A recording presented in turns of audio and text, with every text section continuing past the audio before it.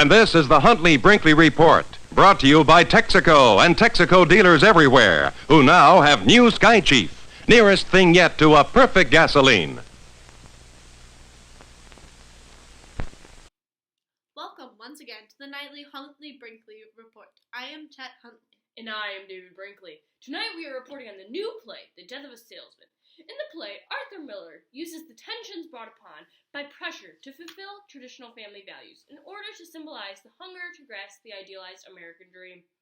To our viewers at home who are unfamiliar with our topic, The Death of a Salesman is a satirical play that exemplifies a miserable salesman in an attempt to grasp the American dream.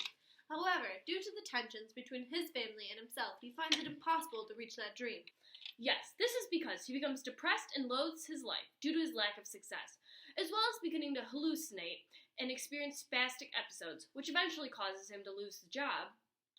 The extent that the American dream had upon Willie Loman was large enough that it caused him, spoiler, to take his own life. Throughout the 1920s, and even in today's society in the 1950s, everyone is attempting to be rich and reach the top rung of the social ladder.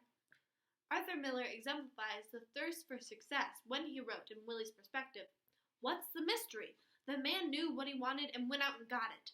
Walked into a jungle and comes out the age of 21 and he's rich. The world is an oyster, but you don't crack it open on a mattress." Miller wrote this to show how hard work and determination leads to success financially.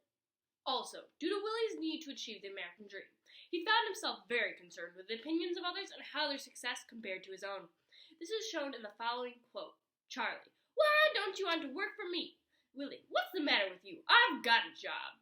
This shows that Willie is very in denial, because in the previous scene it was very clear that Howard, his boss, had fired him.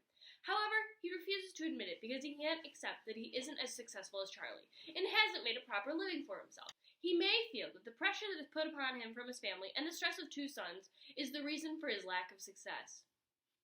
To add on to you, David, Xavier Sakar from the website Academia Education wrote that, to the protagonist of The Death of a Salesman, the American dream is the ability to become prosperous by mere charisma. Willie believes that personality, not hard work and innovation, is the key to success. This is the perfect observation of how Willie believed one can reach the American dream. Even though Willie himself never truly reached it, he still tries to pass down his unsuccessful wisdom to his two sons, when he often referred to the idea of how achieving success is about character rather than hard study. I completely agree, Chet. Although Willie has the belief that a flamboyant personality is crucial to success as a salesman, his family as well as employer realize that this is not the case for Willie, because Willie's own sanity is falling through the cracks. From We Are All Salesmen Now, on the political and economical website The Economist, they say Willie's sanity, as his career dreams and very self-image, turn to dust before him. He is undone by his failure to build the life he had imagined and his inability to help his children to build a better life for themselves. This quote explains how the poor relations with his sons is at fault for the dementia-like symptoms he experiences, which in turn cost him his job. This helps to further prove the falseness of the American dream, as well as how family as well as other factors coincide with one's success.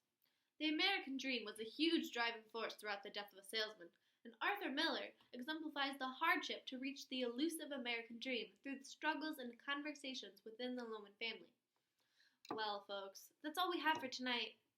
Good night, David. Good night, Chet.